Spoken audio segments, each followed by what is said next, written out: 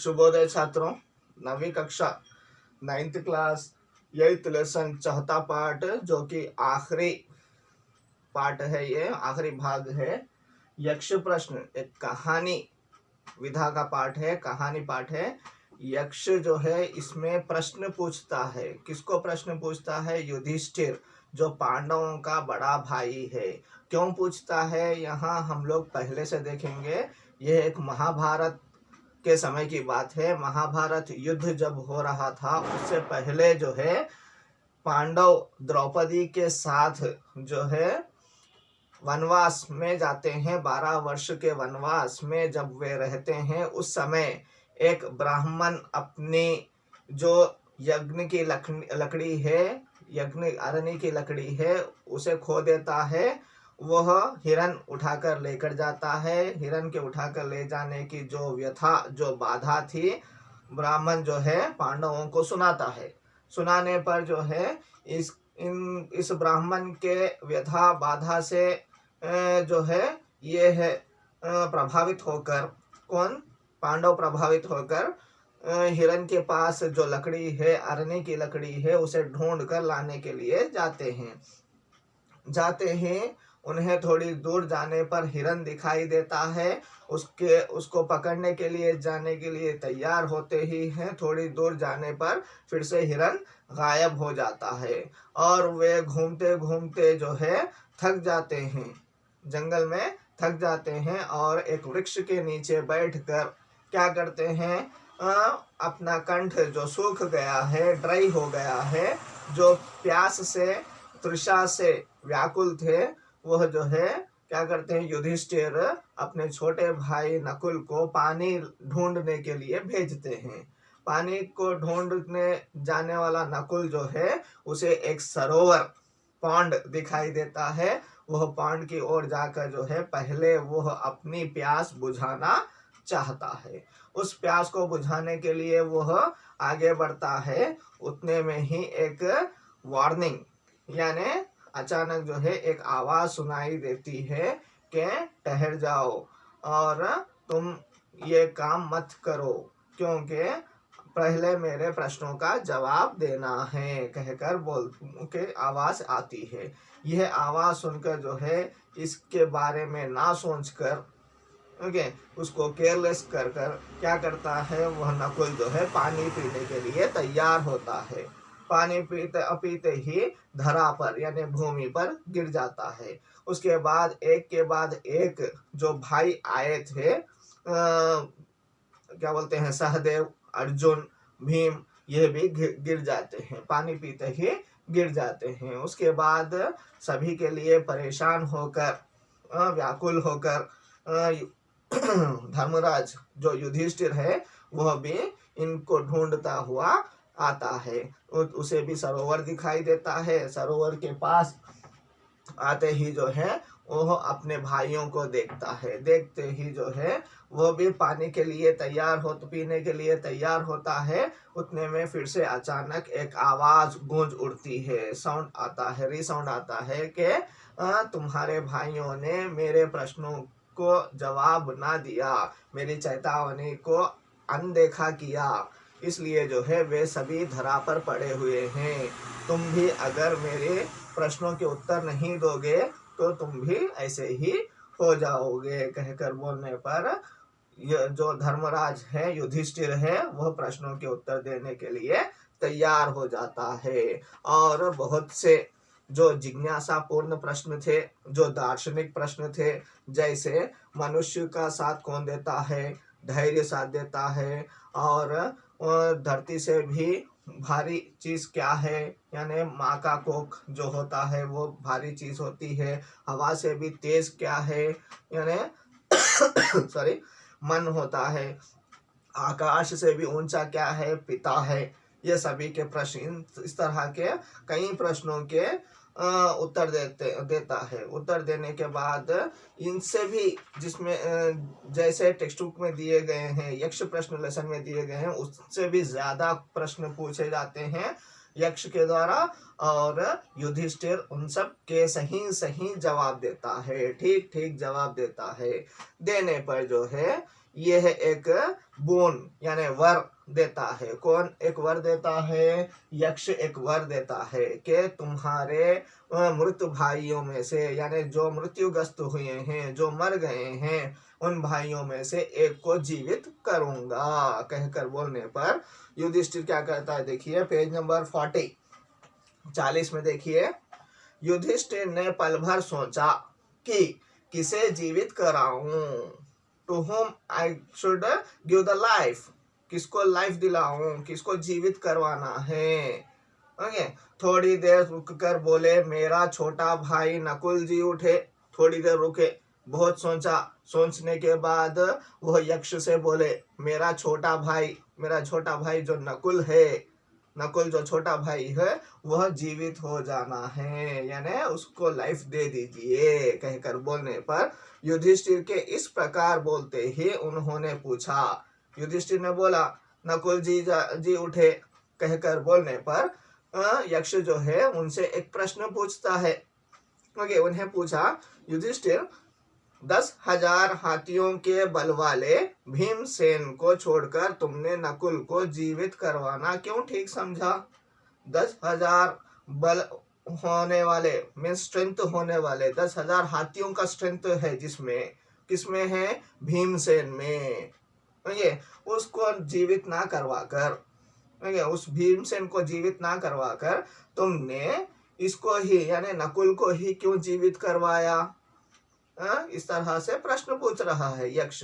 पूछने पर ठीक क्यों समझा, इसे ही नकुल को ही जीने के योग्य क्यों समझा, इस तरह क्यों किया तुमने कहकर पूछने पर युधिष्ठिर ने कहा, यक्षराज, मैंने जो नकुल को जीवित करवाना चाहा वह सिर्फ इसी कारण की।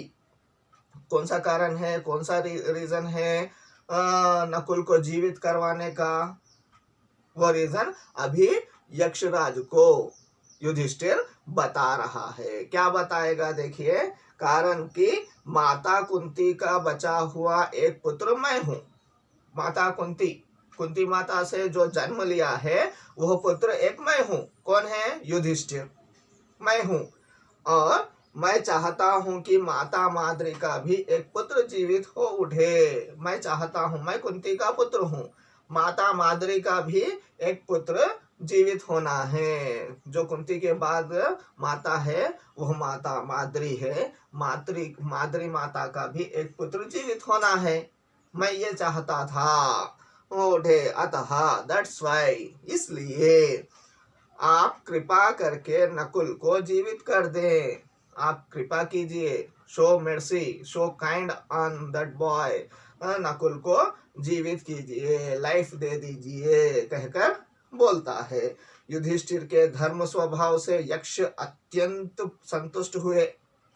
जो धर्म स्वभाव यहाँ पर पहले बात की गई थी फर्स्ट डे के, यहाँ धर्मराज जो है, जो युधिष्ठिर है, धर्म पर, न्याय पर कभी भी वह अच्छे से रहते हैं। इसलिए जो है इनके धर्म स्वभाव को देखकर, अच्छे स्वभाव को देखकर, न्याय प्रिय स्वभाव को देखकर इन्होंने क्या किया? यक्ष जो है अत्यंत संतुष्ट हो गए। बहुत, अत्यंत यानी क्या है? बहुत संतुष्ट हो गए, बहुत ही हैप्पी फील हुए हैं, संतुष्ट हुए। और उन्होंने वर देते हुए यह कहा, उन्होंने फिर से दूसरा वर दिया है, दूसरा वर बोन ब्लेसिंग्स दिए हैं, देते हुए यह कहा, पक्षपात से रहित मेरे प्यारे पुत्र, यानी पक्षपात जिसमें नहीं है, रहित, रहित यानी बिना, यानी पार्शियलिटी के बिना, यानी किसी की तरफदारी ना करने वाले, किसी की पार्शियलिटी ना करने वाले मेरे प्यारे पुत्र, मेरे प्रिय पुत्र, लवेबल सन, तुम्हारे चारों ही भाई जीवित हों, तुम्हारे 4 के 4 भाई जीवित हो जाने हैं कहकर उनको 4 के 4 भाई वर में दे दिए गए, बोन यानी ब्लेसिंग्स में दे दिए गए। किसने दिया? ये यक्षराज ने। क्यों दिया? क्योंकि धर्मराज के न्याय प्रिय, धर्म प्रिय और सभी के लिए अच्छे गुणों को देखते हुए यक्ष ने किसको? युधिष्ठिर, धर्मराज को ये वर दिया है। यानी इससे हमने क्या सीखा है, इससे इस पाठ में हमें अच्छा क्या लगा है, क्योंकि युधिष्ठिर इतने कष्ट समय में भी यहाँ पर अपने बड़े कौन सा भीमसेन को उठा सकता था, बचा सकता था और अर्जुन को बचा सकता था, फिर भी उन्होंने क्या किया, न्यायप्रिय रहकर अपने छोटे भाई जो माद्री से जन्म लिया है उनको जीवन दान दिया। इस तरह हमें कितना भी कष्ट समय आने दो, हमें न्यायप्रिय रहना है, सत्य बोलना है, झूठ कभी नहीं बोलना है। ओके, इस तरह से। और इस तरह आपका यक्ष प्रश्न लेसन समाप्त होता है। आप लोग देखिए यहाँ पर सेकंड आ बिट, अर्थग्राहिता सेकंड आ बिट में पाठ के आधार पर वाक्यों को सही क्रम यानी जम्बल्ड दिया है, ऊपर नीचे दिया है। यह कौन सा सेंटेंस पहले आता है वो लिखना है। युधिष्ठिर ने नकुल को पानी की तलाश में भेजा, ये जो है सेकंड लाइन में आता है। फर्स्ट लाइन कौन सा आएगा, फोर्थ लाइन का जो है, पांडव ब्राह्मण की व्यथा से प्रभावित हुए। और थर्ड कौन सा आएगा, देखिए, तुम जिस किसी को भी चाहो वह जीवित हो जाएगा। फिर सेकंड लाइन में जो है लास्ट आएगा वो, पक्षपात से रहित मेरे प्यारे पुत्र तुम्हारे चारों ही भाई जीवित हो, इस तरह से। और नेक्स्ट एक और बिट है, देखिए ई, अर्थग्राहिता में एक पैसेज दिया है, उसको देखिए। रानी सुदेशना का भाई कीचक बड़ा ही बलिष्ठ और प्रतापी वीर था। रानी सुदेशना है, कौन है, रानी सुदेशना कहकर एक रानी है, उसका भाई कीचक है, उसके भाई का नाम क्या है, कीचक। वह भाई जो है कीचक जो है बड़ा ही बलिष्ठ है, यानी बहुत स्ट्रेंथफुल पर्सन है, बहुत ब्रेव पर्सन है, प्रतापी वीर है, यानी उसको कोई नहीं हरा सकता, इस तरह का वीर है। ओके, कौन, कीचक, किसका भाई है, रानी सुदेशना का भाई। मत्स्य देश की सेना का वही नायक बना हुआ था। मत्स्य देश यानी फिशरमैन्स का जो देश है, वह देश जो है उसको मत्स्य देश कहा जा रहा है। उस प्रदेश का जो है सेना का, उस प्रदेश के सेना का वही नायक यानी लीडर बना हुआ है। ओके, उसको ही लीडर कहा जाता है, किसको, कीचक को। उसने अपने कुल के लोगों को साथ लेकर, अपना जो कुल है, मत्स्य का जो फिशरमैन्स का कुल है, उसको साथ लेकर, उनके साथ रहकर जो है मत्स्याधिपति बूढ़े विराट राज की सत्ता पर अप्रत्यक्ष रूप से अधिकार कर लिया था। अप्रत्यक्ष रूप से यानी उसको पता ही नहीं, किसको नहीं पता, जो राजा, बूढ़ा राजा विराट राज है, एक्चुअल जो राजा है विराट राज, वो बूढ़ा हो गया है, यानी इसको पता नहीं कि वह ही कीचक ही नायक बन गया है, लीडर बन गया है। ओके, यानी यह अप्रत्यक्ष रूप से लीडर बन गया है। एक्चुअली किंग कौन है, विराट राज, लेकिन अप्रत्यक्ष रूप से किसकी बात चल रही है, किसका राज्य चल रहा है, सुदेशना का, सुदेशना के भाई का, कौन है, कीचक। ओके, जो क्या कर रहा है, अप्रत्यक्ष रूप से लीडर कर रहा है, लीडर का काम कर रहा है। ओके, यह गलत काम है। सॉरी, कीचक की धाक लोगों में ऐसी बनी हुई थी कि लोग कहा करते थे कि मत्स्य देश का राजा तो कीचक ही है। कीचक की जो धाक है, जो स्ट्रेंथ है, जो बलिष्ठता है, वो ऐसी बढ़ गई है कि सभी लोग कह रहे थे ये राजा विराट राज नहीं है, यहाँ का मत्स्य राजा विराट राज नहीं है। कौन है, एक्चुअली विराट राज ही था, लेकिन इसके दबाव के कारण, इसके पहलवानी के कारण, इसके जो वरिष्ठ बुद्धि के कारण जो है कीचक ही राजा को, सब लोग कीचक को ही राजा समझ रहे थे। तो अभी क्वेश्चन एंड आंसर देखिए इसके। रानी सुदेशना का भाई कौन था, रानी सुदेशना का भाई कीचक था। विराट किस देश के राजा थे, विराट मत्स्य देश के राजा थे, एक्चुअल राजा। ओके, देश की सेना का नायक कौन बना हुआ था, देश की सेना का नायक सुदेशना, रानी सुदेशना का भाई कीचक बना हुआ था, है कि नहीं। ओके। और इसमें ग्रामर पार्ट है, ये हम लोग नेक्स्ट क्लासेस, ग्रामर क्लासेस अलग से बोल लिया जाएगा। और आपका होमवर्क ये 2 बिट्स करना है। और क्वेश्चन आंसर देखिए। फर्स्ट क्वेश्चन, युधिष्ठिर ने नकुल को जीवित करवाने का अनुरोध यानी रिक्वेस्ट क्यों किया?